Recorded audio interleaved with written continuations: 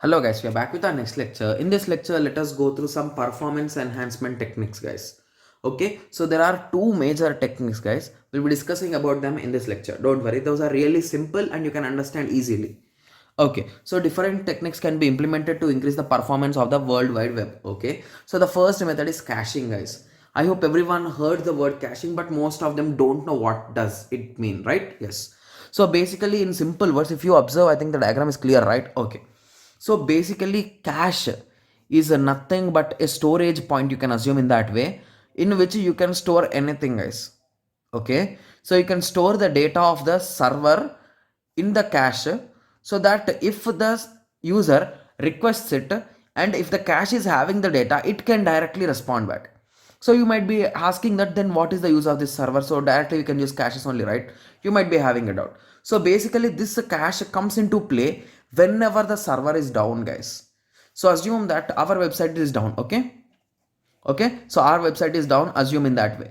But sometimes when you open, even our website is originally down, you might be able to access the information, access the data and everything. So you might be having a doubt that how is that possible? So that is possible with the help of cache, guys. So cache is nothing but a simple copy of your whole website or your whole server is maintained here.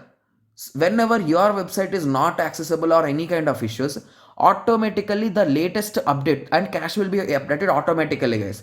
You'll be forcing it to update like every 24 hours, every 12 hours, and it will also have the expiry time also. That is nothing but TTL, right?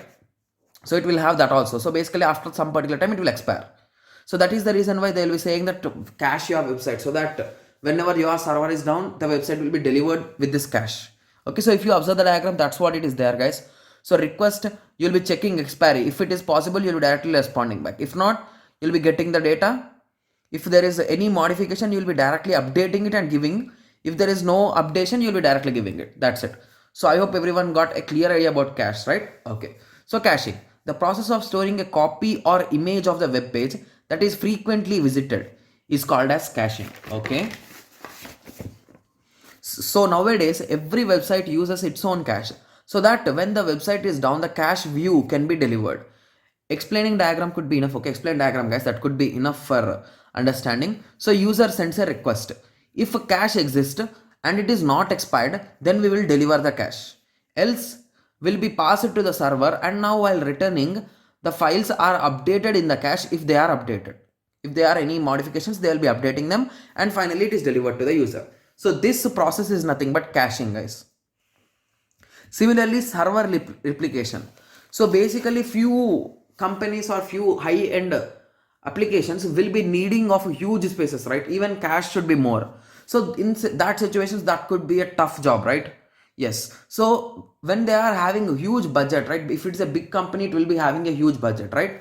Okay. So if you take some kind of websites like Amazon, or if you take Flipkart or any kind of this kind of big companies, they maintain multiple servers, guys. So the logic here is the same files or same code will be stored in both the servers. Whenever there is a huge load on server or the server is down, the other server will be responding back and it will be delivering everything, guys. So in that way this will work. So basically we are here, you will be maintaining multiple servers for the advantage of you only. Okay. Okay, so now let us go through the theory.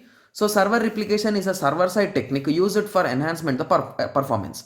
So in this technique, the server creates duplicate copies of their content and archives them onto the multiple locations. Okay, and this way of replication is called as mirroring. So I told you, right, this the exact data will be available here also. So that is nothing but mirroring. Okay, so basically in this also there are two possibilities, that you want to always try to make the load equal on both the servers, or if one server is down, the other server will be active, like that. There are multiple situations also. Okay.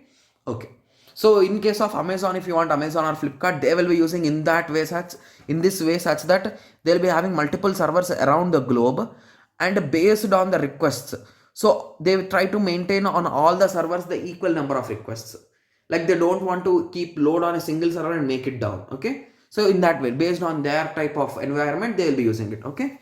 Okay, so I hope everyone got some basic idea on HTTP and all those things, right? Yes. Okay, So in this lecture we discussed about how you can increase the performance of your web server, right? Okay. So in the next lecture we'll be going through SNMP, guys. That is nothing but simple network management protocol. So management, it is used for managing something. Okay. So let us meet in the next lecture and we'll be discussing about that, guys. Okay. So let us meet in the next lecture. Thank you. Thanks for watching.